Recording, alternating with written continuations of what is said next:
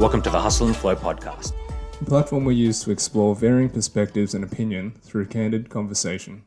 We chat about philosophy, business, and all things life. I'm Shaun the Hustle. And I'm Les the Flow. Let's go. All right, guys. Today's guest, his name is Siosiua Tuitupou. He's someone who has been around sports and athletics his entire life, and as a teenager, he played professionally in the under-20s league of the National Rugby League, and later in life in regional representative teams as well. He also had a successful, albeit short, amateur boxing career. In between all of this, societal responsibility compelled him to turn toward the corporate world, where he climbed the corporate ranks in one of Australia's big four banks, achieving great success. Fast forward 9 years and Siosiua has come full circle, founding Soul Training, a wellness and coaching platform that takes a holistic approach to health and well-being, not just from a physical and aesthetic standpoint. So, welcome to the podcast today, man. Thank you, Leslie. Appreciate your kind words. Hearing it back takes me thinking through, okay, actually I've done a few things. So yeah, really. You certainly have, mate. You certainly have. Yeah, and I guess with that in mind, man, what would be interesting for our audience is if you want to give us a bit of your origin story, or a lot of your origin story, actually, as far back as you want to go, and tell us, how you've come to be Siosiua today. Yeah, I think when you talked about my story, definitely some of the highlights through my life. If we talk all the way back, I was actually born in Tonga. So I was born in a little village called Nuku Nuku. For all the Tongans out there, I probably don't pronounce it the best because when I was 4 years old, I actually came over to Australia, and that's where I grew up. Some of my friends know, but not everyone knows. I was adopted. So when I was born in Tonga, I have family there, brothers and sisters. I'm one of 9, so a pretty big family, as you would for an Islander family. But when I was 4, my mother at the time brought me over, and I started living with my uncle and auntie. But they adopted me, and that's who I call my mum and dad. So that's probably the origin story right from the start. And when I got here, I really lost a lot of the language. So there's one thing that I would love to do is, one, go back to Tonga, and 2 is I need to learn a bit of language because I've got more of an Aussie accent than anything. But yeah, my dad and mum, they feature on my Instagram and social very often. Everyone knows them. But yeah, they probably wouldn't know that. It's actually my uncle, but that's my dad and my mum. So, and then going to footy. Once I was here, I played a little bit of junior rugby league. I started later as a teenage, and then through school got into it with friends, and then just played a little bit more serious as I got older. And played 20s, like you said, for Parramatta. Still got a lot of friends that are playing NRL now, so it's always good to see people that you train with and I'm close to, even right now, good friends that are playing there. But I think when I was probably my last year of 20s, I really had a good understanding because I'd finished school, and for 20s, the way it works is you either need to be studying or need to have a job. You can't just hope to make it, for example. So I decided to do a little bit of studying while I was doing 20s. When I finished, I didn't get a trade. And there was an opportunity to go to uni. So I had a decision to make whether I'd go to uni and still try and pursue the footy career part-time, or if I need to, as Leslie said, societal pressures, or should I get a job? And I know my parents were probably on the back side of that. It's get a job is probably important. And then uni came up. And then there was a end of financial year role for the Commonwealth Bank, and that's where I got my start in the bank. It was just foot in the door. It literally was the mail room. They'll open up mail, and then they'll give my team for end of financial year superannuation checks, and that's where I started banking checks and processing and working my way up through there. Spent 9 years at the bank, going from processing to people manager. That's what I really enjoyed doing. I spent probably 7 of those 9 years as a people leader, and working with Leslie, you know me well. That's where my passion is. It was always with sports. That's why I did the boxing through footy injuries and still want to stay active there. It's led me to, okay, that's something I want to pursue moving forward, is a career in health and wellbeing. So, and that's where soul training is now. So hopefully that gives you a kind of good understanding of myself, but hopefully I haven't missed out too much. Not at all, man. That does give us a good, I guess, kind of origin story of you. And you mentioned you were at the bank for, was it 8 years, 9 years? 9 years, yeah. 9 years, yep.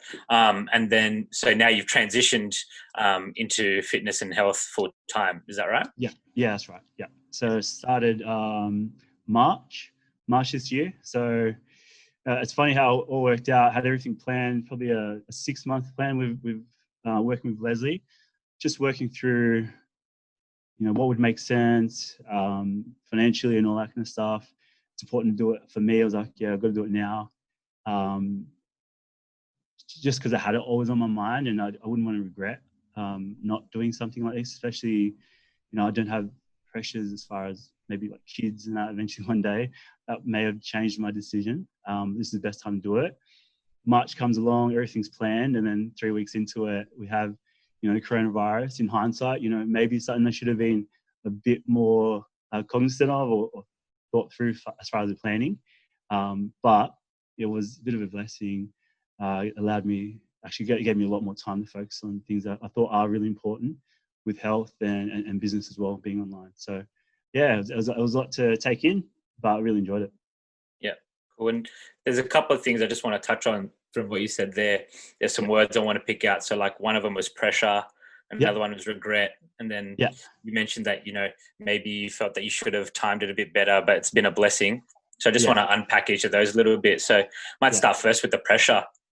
And that, and I think all of us can relate. As a young man, you feel certain types of pressure.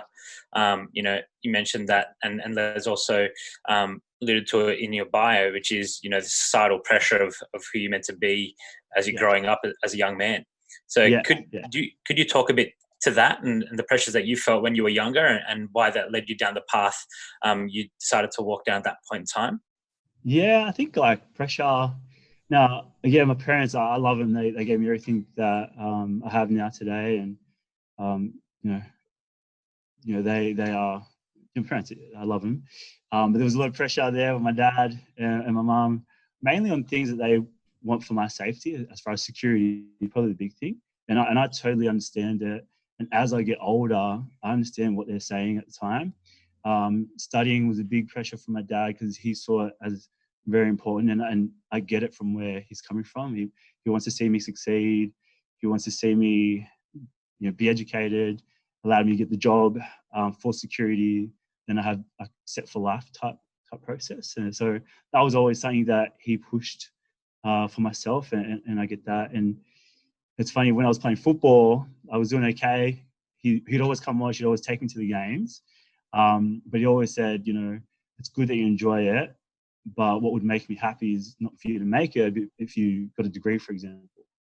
And then even after, being successful in the career that I want in the bank, he was pretty happy with that when I landed that job, because it's security, it's safety, a job that you don't really lose, quite easily, for an example. He'd always did say, maybe if you can make a return to studying and get a degree there, that would kind of round out everything else. On top of that, kids, so he's always on to me about kids. But I think they're the pressures that I felt. And it's just funny, like when I talk with Leslie, it's like, I get where Dad's coming from. He just wants to make sure I'm safe and secure, and I've got that job for life. That, I won't have issues like having to worry about what's happening next week for work. It's probably funny saying that. So I remember when I told him that I was going to go do the PT instead, he just didn't get it. And it was around that safety. He's like, why are you giving up safety and security for something that's unknown? Like, he just couldn't put the two and two together. And in my head, I get it too, because he just wants me to be safe and secure. I remember when I was working at the bank, it was funny. Dad would, I think a couple of times I'd be at home and he's like, what are you doing? I was like, oh, I'm not feeling good, I'm sick or something like that, or I might have an appointment, so I took a day off. And he'd just shake his head and say, keep doing that, you won't have a job soon. So he always put that pressure on me. So I think that's probably the only thing I felt as far as pressure. It's not a bad thing, but it was just around, he wants me to be safe, and to have a job and employment is safety from his eyes. So, yeah. Gotcha. And I guess that's something that a lot of people can relate to, especially when you've got good parents that have done a lot for you. You want to also, in a way, repay all the efforts that they put into you by doing what is going to make them happy. Yeah. But then I guess in the process, sometimes you have a calling towards something else. Yeah. It's funny because I think I spoke to Leslie about this previously. I remember when I was 16, playing football, going out and stuff, my parents would tell me certain things and I wouldn't want to listen to them. I'd be like, what do you know? I'm 16 years old, I know everything, kind of thing. And then you come full circle, I'm like, okay, I get where you're coming from. The things I would have felt as a 16-year-old, thinking I've seen everything, I know nothing. And now, being a little bit older, I still realize I do know nothing. So I can see, over time, things that doesn't make sense will make sense to me. So, yeah. And I think, look, to go back onto that thread, and this is something that we've talked about a lot, mate, because, just for transparency for the audience, Siosiua is one of my mentorship clients, and we've worked together for quite some time, even in, I guess, before in the official mentorship relationship with he's been my mentee even in the bank, for many years prior to that. But we spoke about this, and this is like a difference of perception. And Shaun and I, we've talked about this on the podcast before as well, in that, we understand that where our parents are coming from a lot of the time, it's a place of love and care. They do want the best for us, and they're speaking from a perspective of that's very different to our current reality. In that our parents may not have the abundance and the opportunity that we currently have in today's day and age. It's so hard to not be safe, really, if you think about it, and that there is almost infinite possibility out there today. But that was very different for most of our parents in the previous generation. They had to struggle for a lot of what they have and work very, very hard for it. And I guess that is the difference, right? They're coming from a place where they got what they have through immense struggle and hardship. Whereas for us, we have the luxury of simply following what we as individuals want to do, without too much consequence, as long as we do it in a practical and smart manner, Yeah. Agree. Yeah. And I guess that's one of the things, right? Like when you struggle for something or work so hard for something, you want to keep it safe. Right. And like a lot of our parents, they've been through that stage of life where they have had to struggle and work really hard for things. And so they know, also what it takes to keep something and to protect something that's important. And I guess that's what they want to do for us as well. Right. Yeah. But then you also mentioned another word, right, which is regret, that you didn't want to have any regrets. So how did that start to play out for you? It's around actually getting into PT. The idea was probably 2 years in the making of that makes sense for me. I love the corporate world. I love working with people. But I lived for training, if that makes sense. Yep. The 9 to 5 was, that security in there. I'm the type of person that when I'm there to work, I'm going to do the best I possibly can. So if that 9 to 5 environment is for a bank, I'm going to do the best I can in the bank.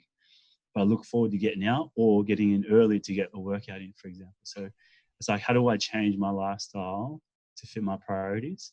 And I think 2 years it took me to make a commitment to it, to make it happen. But once I got the course out of the way, got, the idea together, the commitment and idea to do it, the biggest thing that probably pushed me was that feeling of regretting not making the change. Then I wrote about it. I try and diarize as much as possible. And for a good, probably 2-month period, I was writing down why I haven't committed fully, if that makes sense. And it was around my own sense of security. I don't know if this is going to work out. I don't know if the lifestyle that I can that I currently enjoy, will I be able to support it with the change that's going to happen? But it feels like imagining a scenario where I worked in Parramatta, and I live, a drive, like 20-minute drive. So every day I would drive the same route every single day, and Monday to Friday. I knew it was going to happen, the timing and everything. And outside of my house, there was like this set of lights I'd always catch. I'd never seem to get a straight run. So I'd always catch it, and it'd give me that maybe 30 seconds to a minute just to sit there. And for that probably 2-3 week period as I'm writing things, I'd sit at the same spot and just think, what if,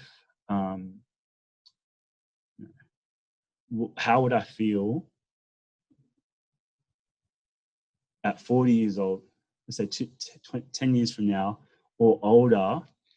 And I was either two versions of myself. The first version is the one that did what I wanted to do, tried it out, failed, came back to doing what I'm currently doing, and sitting at the lights 10 years later and said, hey, I gave it a go. Or the other version, which is just kept on asking the same question every single day I got there and not knowing. So I was like, out of those scenarios, which two would I want to be? And I'm like, okay, well, let's try it. Let's give it a go. Why not? So, yeah. I think that's where I didn't want to regret being the second version. So, yeah. And how are you feeling about that choice at the moment? Yeah, good. Best decision, honestly, the best decision.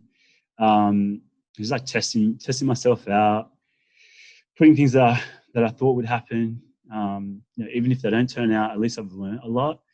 One of the funniest moments was like I described. Imagine getting stuck into it, 3 weeks of being a PT, like finally getting the reins of, dealing with clients, understanding what they need, then getting shut out. That fully changes. Walking in that day, pretty much saying you won't have whatever you've just kind of learnt. That's not going to be there. You've got to flip and change straight away. That was like the most exciting time I've had for the last 9 years, for example, because at the bank, if this happens, there's a BCB process, and it's just more calls, more time in the office.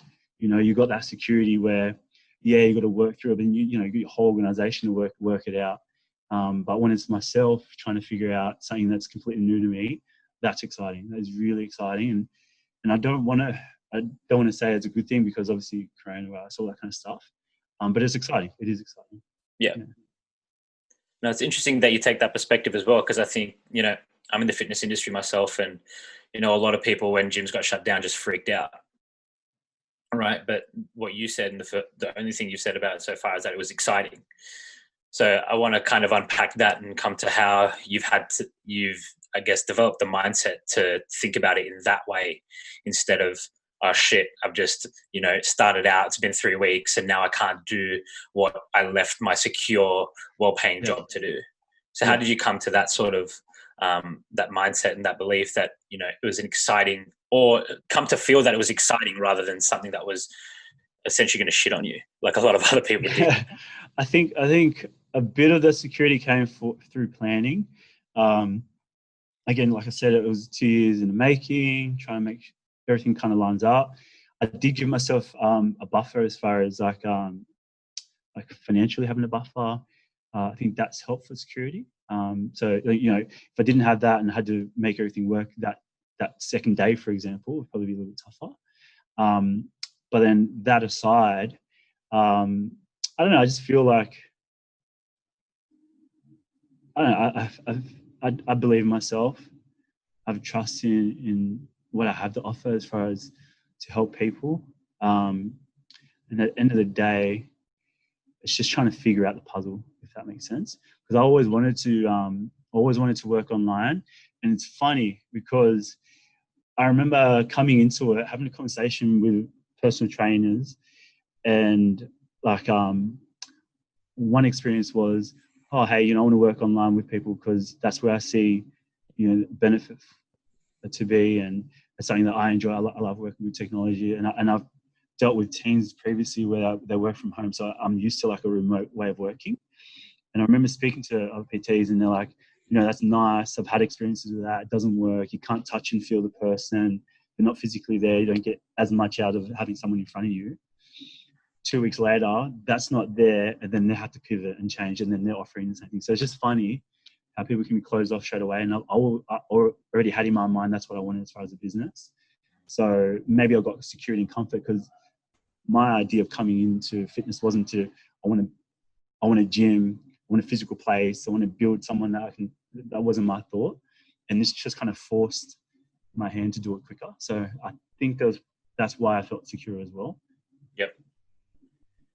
I guess one thing that's interesting is, so that online is what you wanted to go into, and kind of you started out on the path of being in a physical gym, taking physical clients or clients in person, and then you've everybody's pretty much been forced online as far as coaches and trainers go.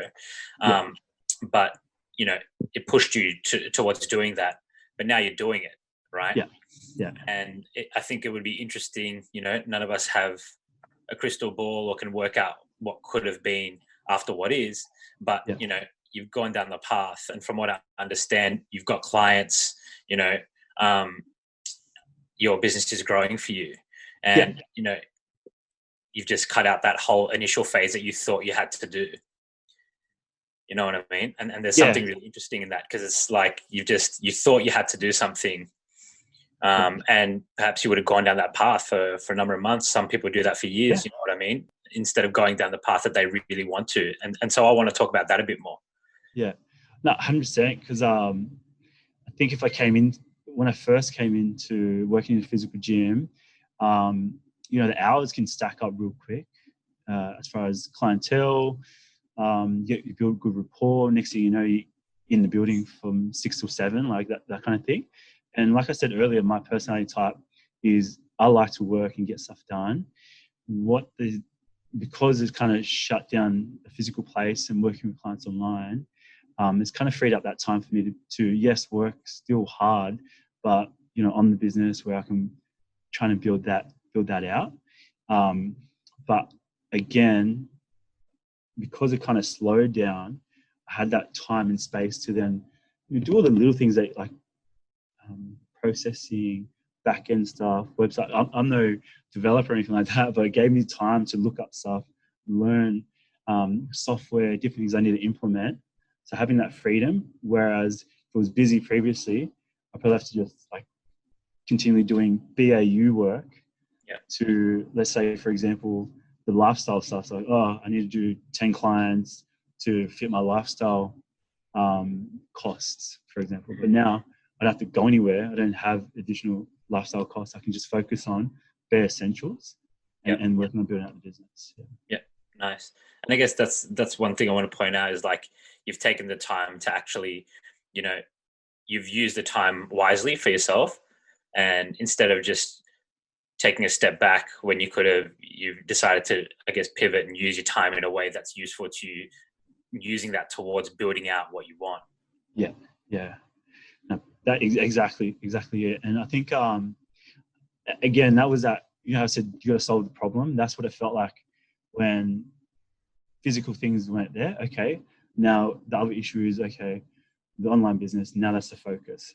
What can you do and test each day that's going to get to a better solution than I had previously? So I think when I first started, I didn't have the website fully created. I didn't have the logo even, trying to figure out that. I had the name, didn't have a logo. So I'm like, okay, let's piece that together.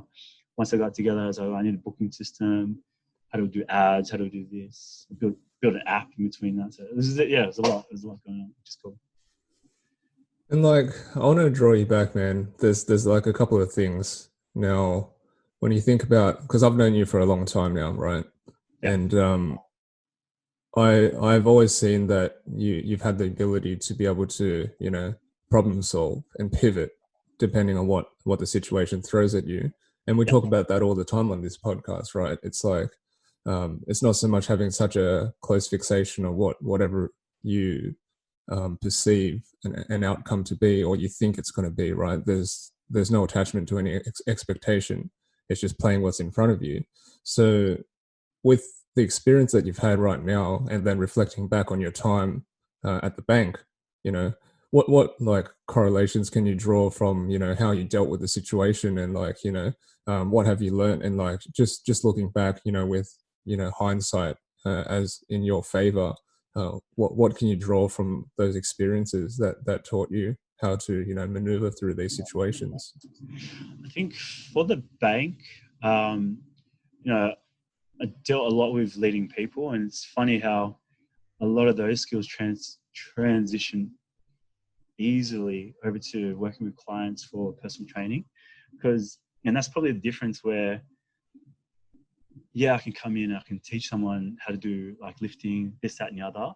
But for the clients that I deal with, working in the city, clients I'll have online, there's so much more than reps, sets, and technique that you're dealing with when you're trying to get to a goal for a client. And that's what I'm understanding from the bank. When you deal with a team member, for example, an outcome of how they process for speed or proficiency, that's just a result. But it's all the stuff behind it that you need to figure out and work through. And that's what I'm taking from the bank and taking it here to working with clients, because there's surface level work, and then the actual conversation is everything else behind it, of how the day was, what's happening in their week, why they haven't hit their certain goal. And on top of that, it's a lot of it for me is mental, through mindset. I'm learning a lot of other things that I'm trying to implement into, you know, how I help people as well. So it's having that whole view and taking that definitely from the bank. And the second thing is really being customer driven around, okay, what I had to offer, which is a physical thing, isn't there. It's going online, but not only doing it online, what's going to work for my client. So testing and learn with, let's say, this client, for example, I'm working with someone that's overseas in Saudi Arabia, working through a weight loss program. Again, it doesn't really matter that she's in Saudi Arabia because she can speak English. We have Zoom as if I was working with you, for example. But they may have different issues as a client than someone here would experience. So over there, they had Ramadan. You know, we had to figure out a different plan for her, had to tailor it to work for her. And then the things that I learned there, then I can implement it with the next few clients that I work with. So I took definitely customer focus from a bank, because I think they do that well. When they do it right, they do it well. They have a strong focus on it, and I took that straight away into my business as well.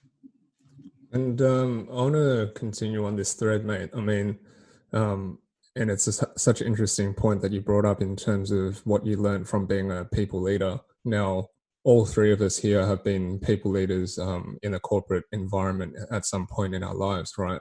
And you quickly learn that, you know, aside from, you know, these tangible, quantifiable KPIs that we're supposed to meet as people, these things are generally just attached to, you know, different roles in society. So, you know, in banking, it's about efficiency and production, and they're just numbers and figures. And then as a PT, all you think about is, you know, like you said, sets and reps and things like that. But like once you work with people, you know, one-on-one, you realize that there's so much more depth to what you're dealing with. You know, people are individuals, people are nuanced, people are different. So how could we ever think that any sort of, you know, one size fits all cookie cutter approach for any, you know, role in society is going to work for everyone, right? Yeah. So talk more to that for us, man. Like, you know, in terms of like, I invite either of you guys to, you know, jump in on this point and see what other thoughts you have to give on that. I'll let you go first, Siosiua. Yeah, no, for me, just working with different clients. Again, I think heavily around mindset, depending on what language people use around where they want to be and how they're thinking. So I'm more looking at my kind of the way I work in that sense. But as I learn more in the, you know, fitness industry, there's so many different ways to get to a result. I'm learning that. But as far as, yeah, for clients, it's like trying to figure out individually what makes them tick. Every single one may have a similar goal, because that's the first thing you need to ask is like, not only, you want to work, someone might reach out and go, oh, hey, are you a personal trainer? Yeah, I'm a personal trainer. What do you want as far as to get out of your training? And it starts with a training conversation, but then it will lead so many different ways, because just because you're going to come in and do exercise for 30 minutes is not going to get you to your goal. Does that make sense? Yeah, totally. There's a much bigger picture to try and figure out. And again, that goes further into detail when you're dealing with someone that maybe a corporate worker, works 9 to 5 and, just wants to stay fit, versus someone that's an athlete, and all the different, the complexity of their program, can go into probably 10 different ways.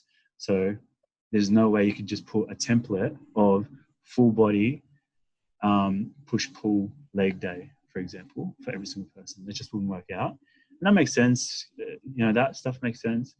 Again, can you always lead it down the mental way? Like, it doesn't always work that way. Some people just want to get in and get it done. So you got to take the approach of tailoring it to that individual and what works for them.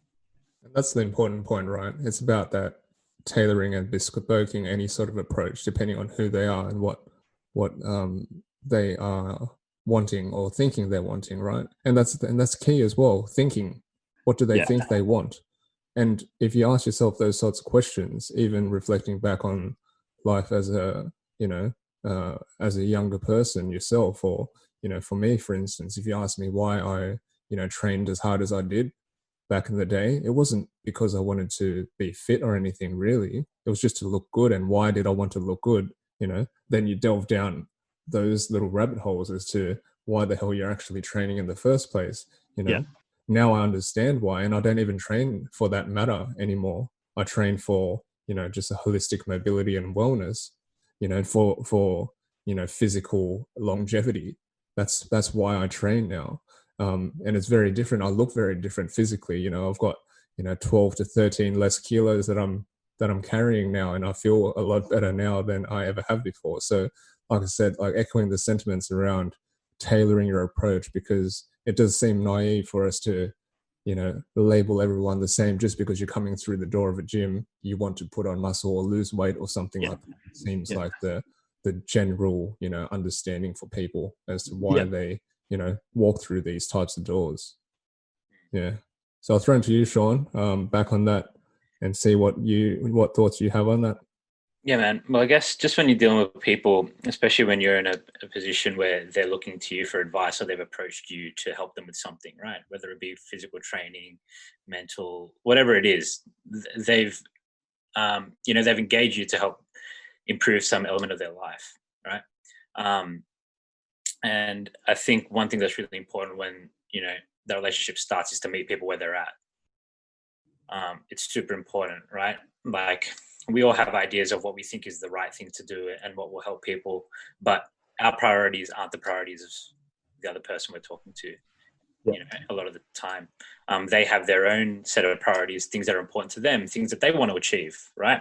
And we need to understand that. And then they're also coming from many a time a different background, a different context. They've got this whole different life to the one that you've experienced, that's cultivated their mindset to the point that it's at whenever you meet them, right? And I think it's really important to work out for yourself where you feel they are, in that continuum, and then meet them where they're at.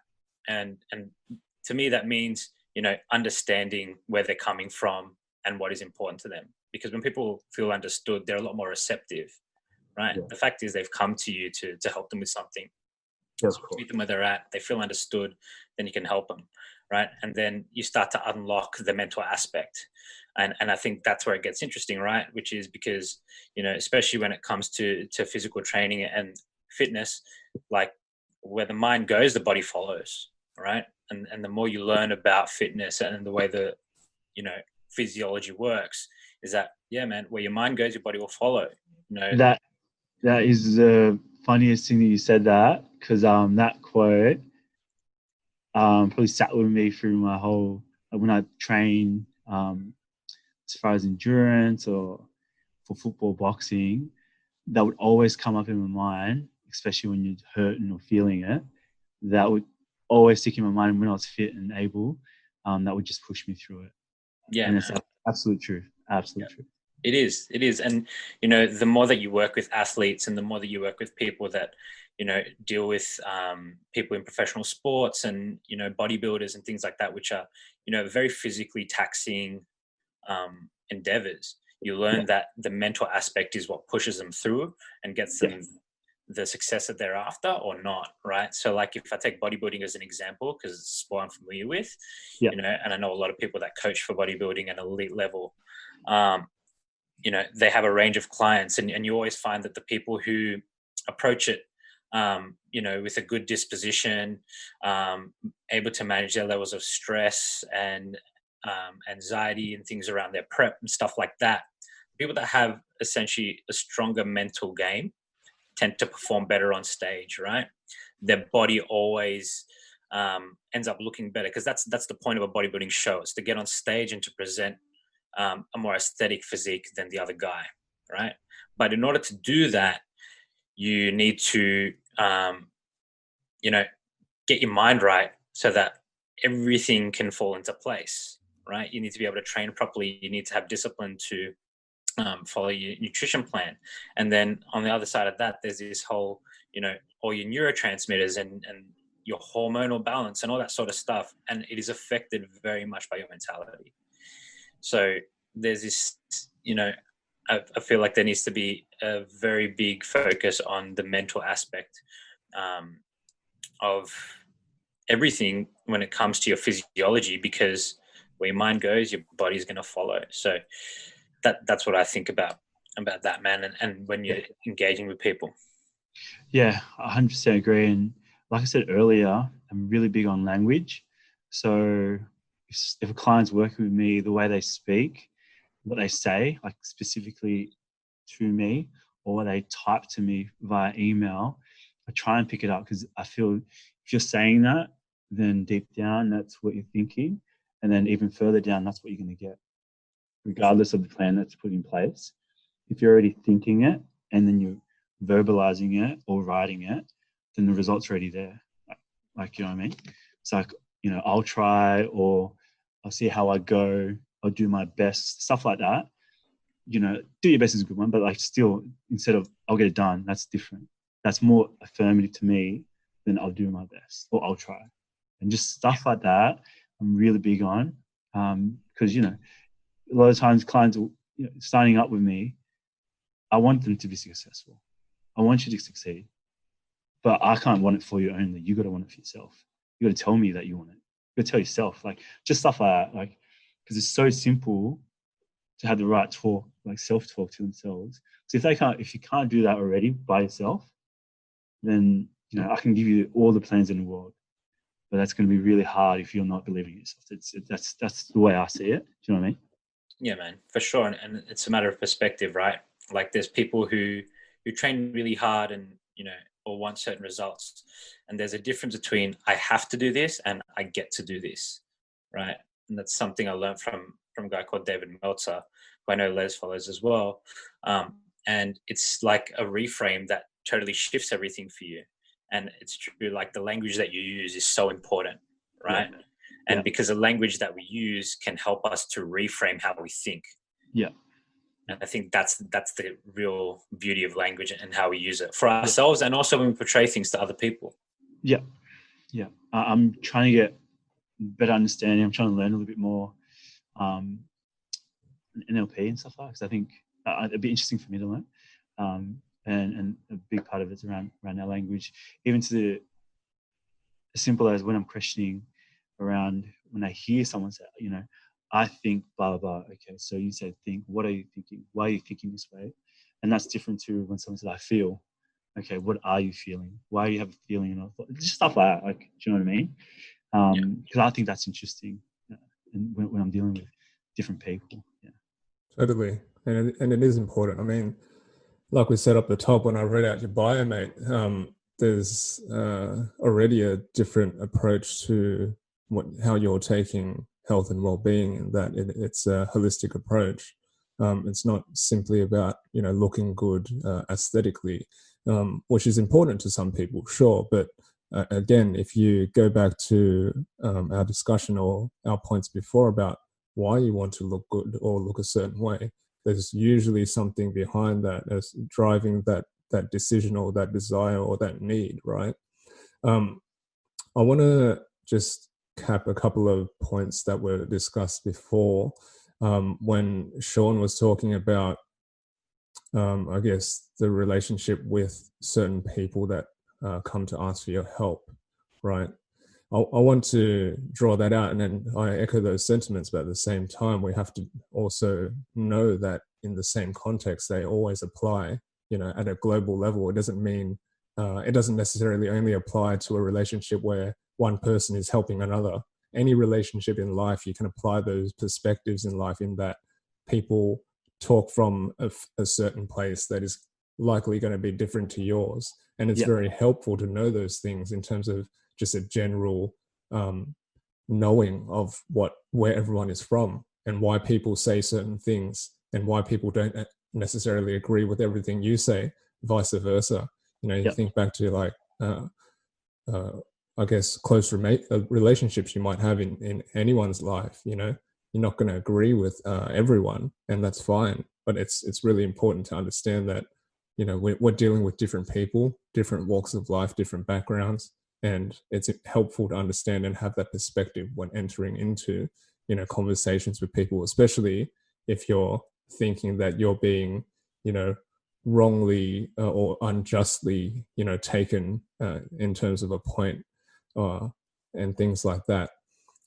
It's not always the case that people are trying to, simply be argumentative to you or disagree with you. There's just layers upon layers of just human raw complexity that underlies all that.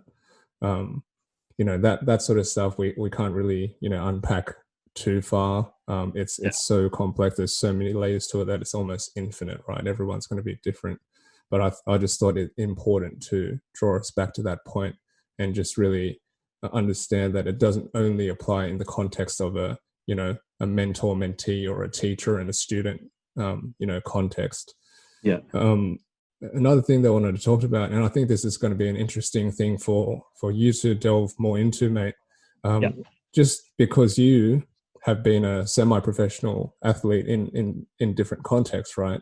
And just talking about this a relationship of your mind and body and being able to operate at that level. And I think it's actually contextually probably a little bit more difficult for yourself because you had to do your semi-professional athletic endeavors as a side thing, outside of a full-time job and things like that. So talk about, that. How did you continue those things? How did you keep yourself, in the right frame of mind to compete at that high level and still balance everything else that, life encompassed for you? That's a big question to unpack. But, at the time, working through it, it sucks because, the way I think now is completely different to the way I would have thought when I was 20, and again, even 5 years ago when I was doing boxing. With boxing, it was first just to stay fit because I did my ACL, got decent at it. And then you get to the point where it's good to practice, but you really need to test yourself. I think that was like one of the biggest things that I will forever, hold dear is to actually test yourself in there. There's just, again, it's amateurs, but it's a different feeling to know, let's say you do a camp, mentally, it's probably the mentally strong I've ever been, physically fittest I've ever been to continue through. But when you lock yourself in for a date and time, and to know that there's going to be someone on the other side of you that's not going to hold back, that's there to, do the same amount of damage that you are willing to do to another person, it just puts you in a different mindset. And I'm not saying as in like, oh, I'm a killer, blah, blah, blah, but it's just, you got to get yourself absolutely ready to be mentally strong. When you're in the ring, there is no doubt in your mind that you did everything you can possibly do to be the best version of yourself on that day. That's the kind of mindset they have to do. And it allows you just for me anyway, this personal experience is whatever I had planned to get ready, whether it be 2 days training, for 2 hours, eating the right food, not going out, not drinking, it was an easy decision to make, because every single time you did something, you gave myself a vote.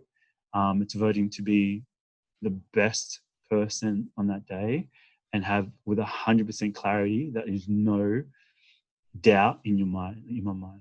Does that make sense? Totally.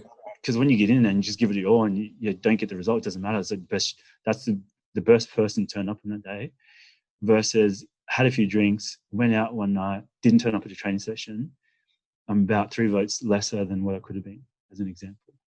And as far as mentality, Shaun said that quote, and I played that in my mind when I was younger, when I first heard it. I kept it with me as I did training, and it was always around cardio, because the cardio is not my favorite thing. I'm more of like a power strength up kind of person. But with cardio, I knew if I just told myself the way I was feeling, when you get to that point where you're going to break down, take that next step. Just keep on taking the next step, because I'm sure I have to play it in my mind. You're not going to die on the next step. And once I took that step, the next one would follow. And then after a while, you just keep on saying, just keep moving. Like that mentally, that's where you need, you get to. And I think, for my personal experience, that's when I think about mentality of, your mind, so your body will follow where your mind goes. It's just telling yourself to continue through. It's super interesting, man. Like the boxing analogy is almost like the ultimate example of, and you hear combat sports athletes say it all the time when they step through into the cage or into the boxing ring or whatever it is. It's this kill or be killed mentality. And it's not literal. It's not a literal say, I'm either going to die or they're going to die. So, but it's the mentality. It's that look into whatever that situation is, and it's as real as it can get, because the person on the other side of the ring is there to do the same as you. Yeah. And what is different for me is that I guess your acceptance and your understanding and acknowledgement that you've done all that you could, and the outcome isn't the important part, win or lose. And that's very different. That for me, I feel not a lot of people get. Not a lot of people understand that, or they get caught up too much with the outcome. Yeah. So tell me about that a little bit more. And I don't feel that it's something that has been with you all the time, but maybe tell us about the evolution of that. I don't know. I think, again, that's something that as I've been learning, I think it's around that whole fear factor. I remember, before I, led teams, public speaking is probably something that, it's fearful to do.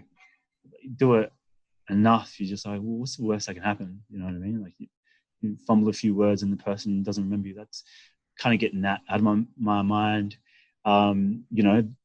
Changing over the career from corporate to fitness. That was a huge fear factor to get over myself, to say, what will happen if I don't make it? It'd be embarrassing. My parents would disown me, this, that, and the other. All the scenarios I played in my head are just not true. Like, it doesn't, honestly, no one. And it's funny because I've been trying to kind of verbalize a feeling I've had over the last couple of months around like a certain, not mentality, but the way I'm trying to think about things, of not holding so much weight behind everything, to have that care or that fear around, try things. It's like, and I don't want to say it wrong again, because the way I'm going to verbalize is not going to be right, and I'm still going to work on it. But it's around a sense of nothing matters. Nothing really has that huge of a weight to it that it's going to break you, or it's going to fall apart if this does not work. You know what I mean? Or that situation doesn't turn out the way I want it. Or the person that is on the other side of the thing that I wanted to happen, they didn't do what I thought they would do. it doesn't matter. Like, I can't hold weight to it. And having that kind of freedom then allows me to give you, because it could work both ways. It could work to say, nothing matters, what's the point, we shouldn't do it. And I remember speaking to a friend and saying that, and he's like, well, then if it doesn't matter, why are you here? So the fact that I'm still here, something must matter. But I just got to work that out, because if nothing matters, then I can allow myself to be as big as I want to be, because if I fail, it doesn't matter. At least I try to be as big as I want to be. So I've got to try and figure out how that all works. And I think that is probably where that whole, I tried my best, and that results with result. It is what it is, kind of thing. Yeah, that's probably where I've kind of had that feeling. Yeah, I might be able to offer you something that might help with that, and that's something that I like, which is there's no big moment, man. Like when it comes to things in life, like there's no big moment. Whenever there's something you've got on your mind, something that you're thinking about, something that, not to say nothing is important.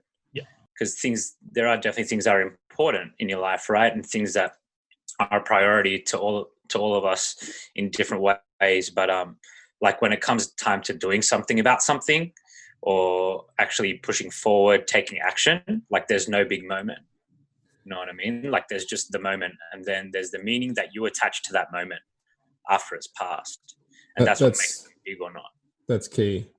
And that's the key part of it. Right. Now, because it's the end of May now, as we're recording this, and I'll use, something that simply just came out recently to tell the story in a story way, or to use it as, I guess, contextually, right? The Last Dance, Michael Jordan's Netflix documentary just finished. It just came out and finished. And there is no big moment. You think about the context of that particular moment, right? The last shot, in 98, Michael Jordan's last game before potentially retiring from basketball, on top of the world as the best basketballer ever to play the game. And this is game 6 in the finals against the Utah Jazz, and he shoots a shot and he hits it, and they end up winning the game. So, without the context of the story, he's just shooting a shot, he hit it, and they win, right? But if you tell the story behind that shot, right, again, his last game of his career for the Chicago Bulls, a storied rival in the Utah Jazz, game 6, 1 point down, 14 seconds to go in the game, game 6, hits a shot, to clinch the entire championship, the 6th championship for the Chicago Bulls, the second three-peat. Those are the things that make it big. But again, what are they? They're just stories. They're just mental conceptions that we put significance to. If you're able to, compartmentalize those things and just separate the two. And Michael Jordan was able to do that, right? Because he's shot that shot millions of times before in the practice gym. And that's the sort of thing, right? That's the difference between putting significance to something that is all in your mind and telling yourself these stories that can be crippling if you're unable to handle them, or you hold too much weight, or they hold too much weight in your mind, right? Yeah. And I think like another thing to point out that's important is, it's also very easy to think on the other side of, there's no big moment, so what's the point of trying anyway? Like your friend was saying to you, right? But then it's, we all have a wider sense of where we want to be, whether you're conscious of it or not. We're all traveling towards something, right? And while there's no big moment, there are moments along the way. And I want to come back to something you said, which is, you took a vote for yourself on the things that you wanted to do, right? And we're doing that in every choice we make. We're choosing what type of person we want to be, and, making that vote for, is it the right choice or the wrong choice? And then you act on that, right? And I think that's important though as well, is like, there's no big moment, but there is, a groundswell and an amalgamation of your choices that definitely help you to arrive at a certain point or not.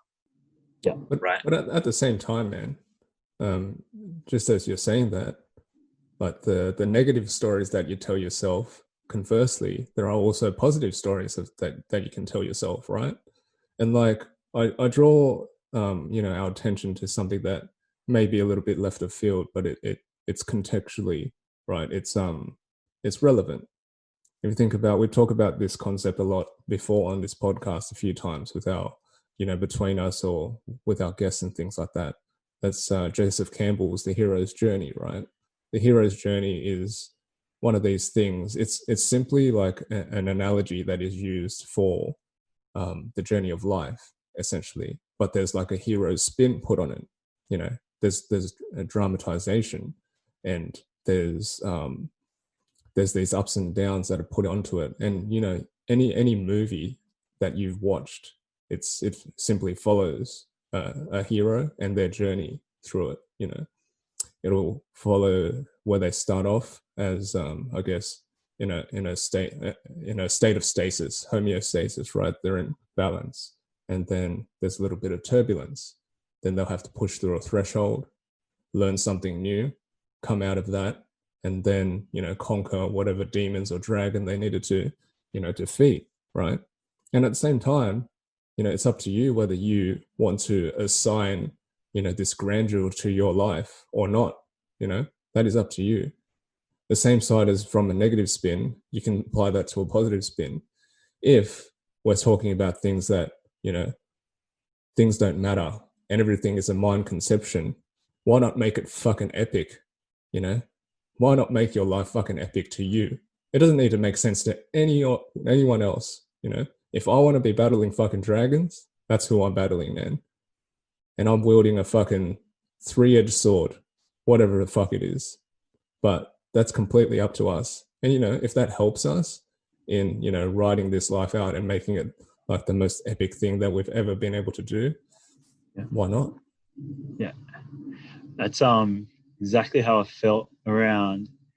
If it doesn't, let it be powerful and just go big. Like whatever you thought was like, oh, may work out, just go for it, because it's the worst kind of thing. I know it's probably a hard place to talk through it, because there's, I don't know, it may not work for everyone, but for me personally, it's like if I have a thought in my mind or an idea, I'm going to try and chase it down, because it makes sense just to try it. Yeah, totally. And I think it's difficult because it's not clear, essentially, right? It's paradoxical, and paradox is relatively difficult for most people to understand or intellectualize, because you can't intellectualize it really.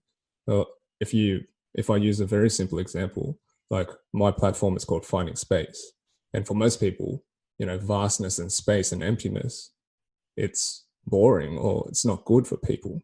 But at the same time, if you flip it the other side, space is infinite and vast, and it can be anything you want it to be, right? So it's just a matter of perspective as well. But just know that there needs to be a lack of, or a removal of, fixation to the linearness to certain things. Things can be one thing and also the other.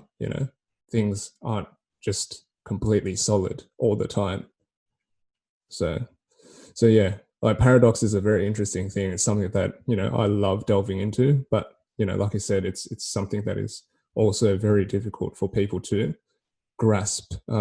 It takes years and years and years to just sort of break through these layers and just be okay with things not having a definitive label, black and white.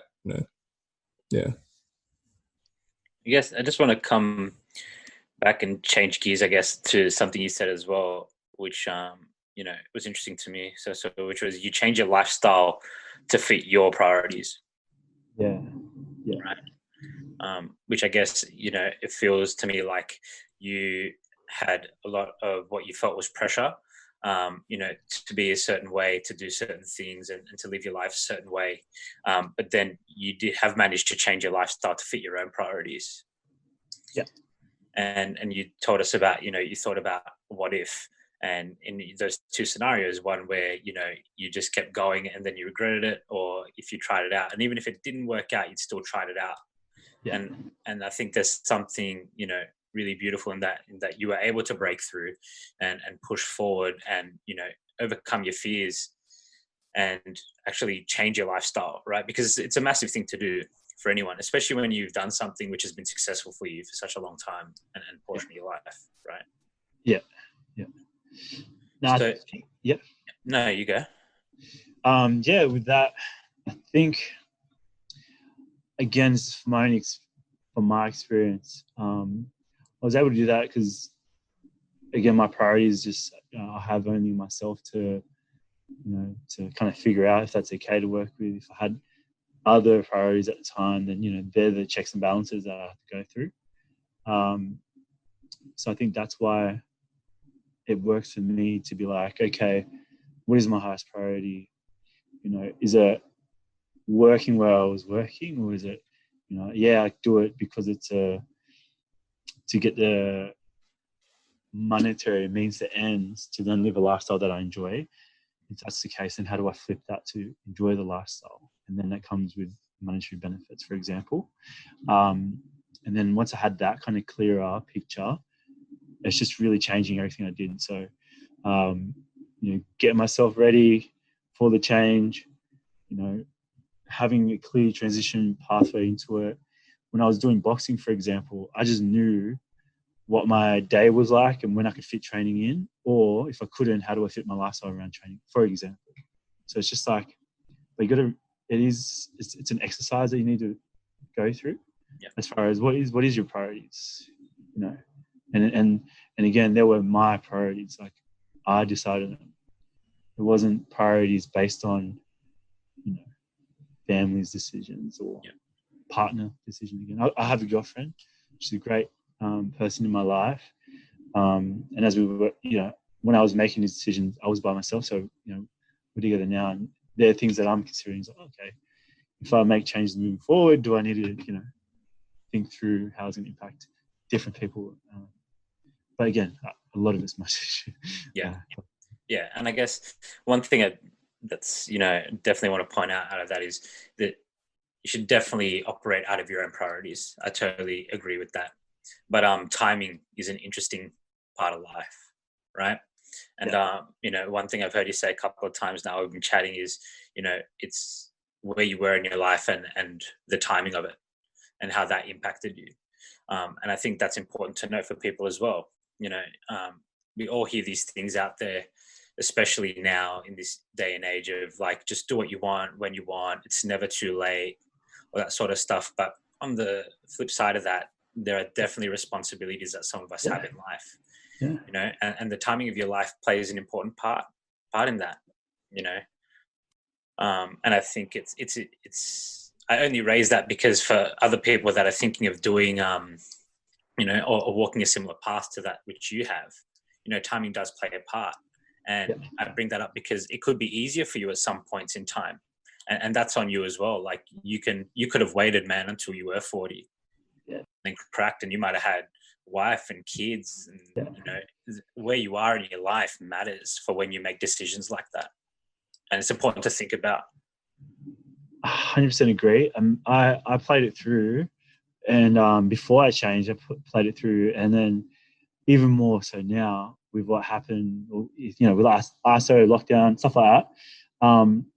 Would I have been able to maintain the same position or, you know, lifestyle if I had, you know, 2 kids at home that, you know, needed to be fed, like that kind of stuff? I'm happy to go starving if I need to, or go between, you know, without meals. I can do that, you know, that's on me.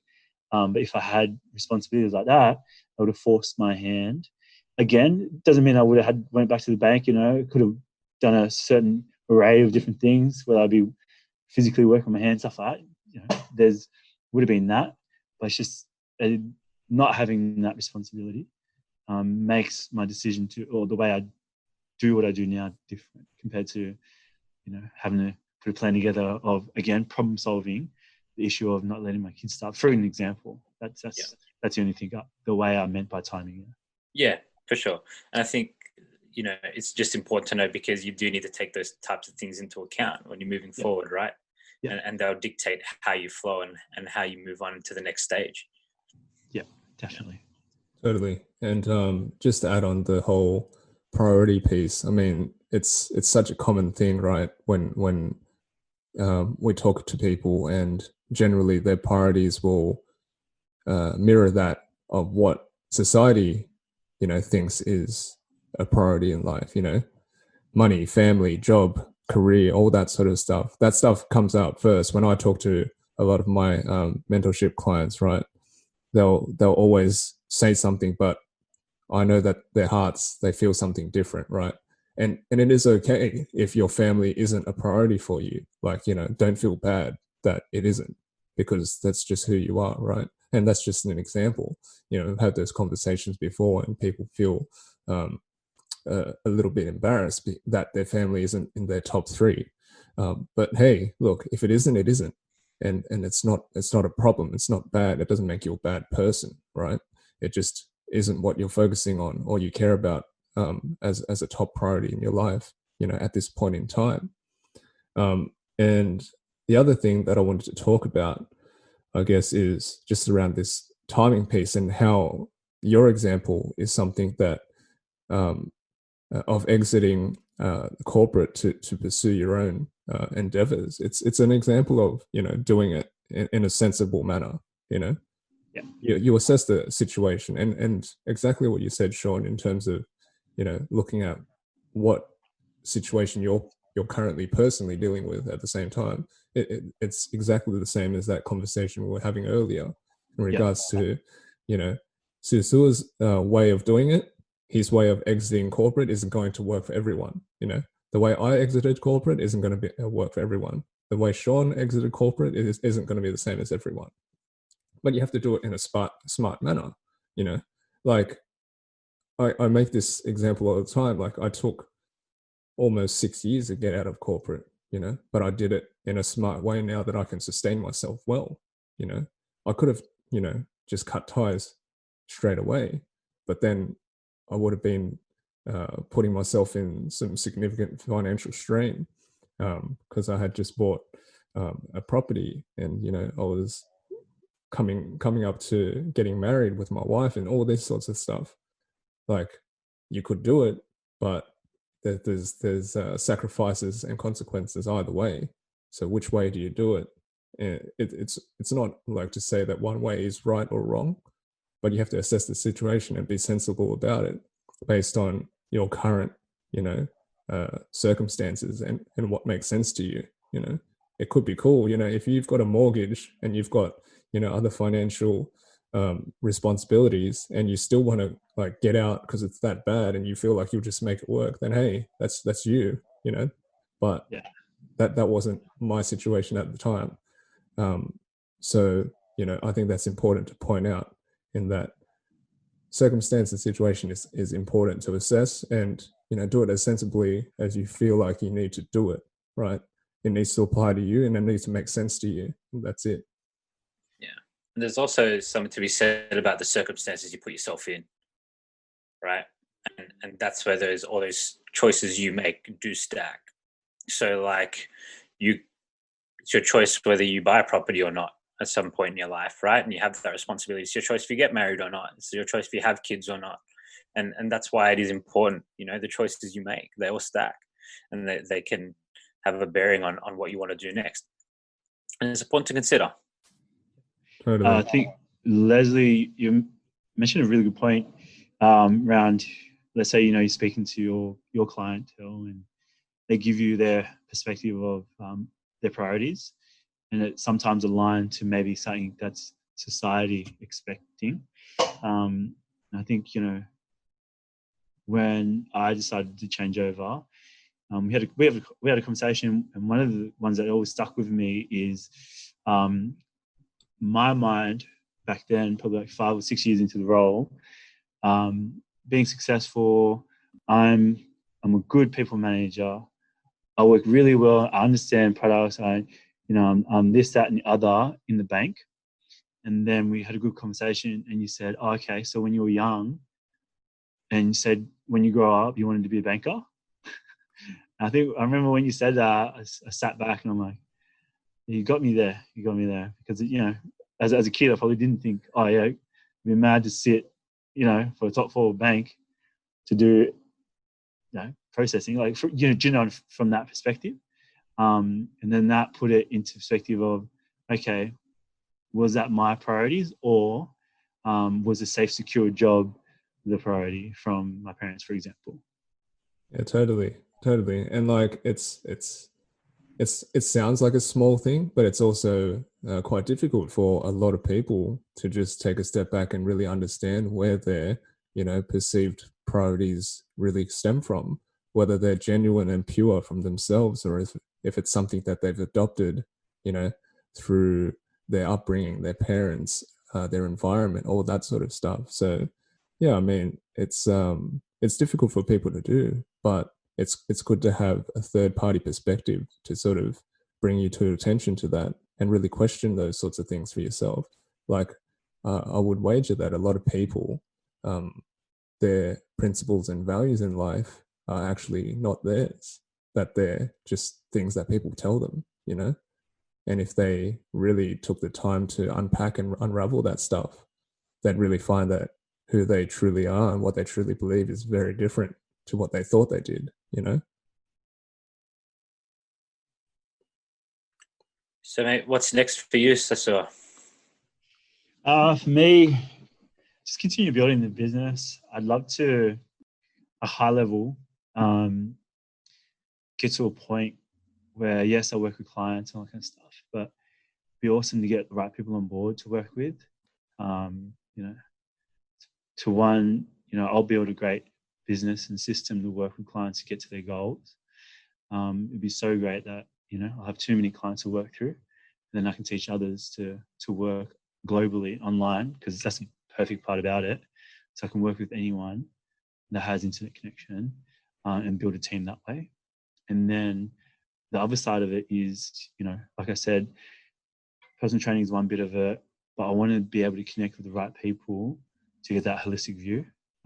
Working with Leslie as far as nutrition, and working with yourself through supplements and stuff like that. Like, they're the things that I want to build out, because it's a whole picture. Like I said, that you might come for one thing, but as far as like life and living, there's so many different aspects, and I want to work with the right people to get on board. So at the end of the day, if I don't know how to do it, I want to be able to refer to the right person that can help. Yeah. Cool, man. And before I get you to drop your website and do your plugs, mate, I want to end the conversation with something that was very powerful for both of us when we had this conversation back a few years ago. I want to draw you back to the situation when posed the question, and I think I know that what conversation I'm talking about, mate. That what if question. Yeah. And I want to leave the audience with that, because I feel like it's a very powerful message to go and leave on, and for people to ponder for themselves. So if you can draw people back to that, mate. Yeah. So we're probably pretty close to me trying to figure out what's to do moving forward, as far as, staying in the bank, doing what we're doing, comfy and secure, or really going down the rabbit hole of understanding what are the things we need to do, put in place to do what I'm doing now, actually, which is funny. And I was reserved, had that probably that 10% in reserve of fear of, if it doesn't work out, the world's going to end. You know what I mean? If it doesn't work out, the embarrassment, the waste of time, effort, all the 100 negative things came in my mind to hold on for dear life, to not change. And then you said just relax, play back. Let's say you do what we're going to do. What's the worst possible thing that's going to happen to you? And as soon as you said it, I think it was within a second, I said it straight back to you, and it was, the worst possible thing is that I'm going to be right here where I am, doing what I am right now. And then coming back to it, it's like, I was so fearful of doing what I'm literally doing that day. I was so fearful, because that was the worst possible thing that happened. And I was playing out all the other scenarios that wasn't going to happen, but thought would happen if I decided to act on the way I was feeling. So fast forward now, look what I've learned, what I'm doing, being able to actually build out stuff. Because before then, I didn't have any of this, and I was just a banker. So, hey man, and you know, who knows? Even in a year's time, who knows where you're going to end up? If you're going to end up back in the bank, or you're going to, you know, skyrocketing up to, you know, building soul training out. But you know, the outcome isn't important, right? It's that you're here right now, and such a powerful thing to leave people on. So great thing for people to ponder. But yeah, why don't you tell people where they can find you, man? More about soul training. Yeah, if definitely want to reach out to me, it's probably 3 platforms you can get on. It's website www.soultraining.com.au. If you have an Android or iPhone, you can download my app. It's just Soul Training through Google Play or the App Store, and that has a lot of the stuff there as far as how I can help you programming. And you can reach out to me, and my Instagram handle is at soul.training. And my personal one's @_Siosiua_. Yeah, cool. And we'll put all that into the show notes, guys. How about you, Shauna? Where can everyone find you? Yeah, easiest place to find me is just on Instagram, Shaun_Coops. That's just SHAUN_COOP. And how about you, Les? Yeah, so just jump on my website. It's findingspace.co. Shoot me an email there, or again on Facebook or Instagram, it's at findingspace.co. You can also reach Shaun and I through our email for the podcast. If you've got any questions, queries, or if you want us to talk about anything or talk to anyone, it's the Hustle and Flow podcast @gmail.com. Cool, man. So I just want to thank you for your time today, man, and for coming on here and sharing your story with us. And, you know, I'm sure there are some people listening today that will have been inspired by what you've chosen to do, man. I think you're an awesome example of someone who, you know, it's very easy to think of everything that can go wrong, but you chose to think about what could go right, and you did something about it. So good on you, man. I appreciate it. Thank you guys for bringing me on. I really enjoyed it, and hopefully I come back again in another time. Yeah, man, for sure. We'll have you back on. And as always, guys, if you enjoyed today's conversation and pulled some nuggets out of it, or think it's a conversation that might help someone you know, please just share it out. Just share it with one other person. That's how we grow the podcast. And until next time, guys, catch you then. See you later, guys.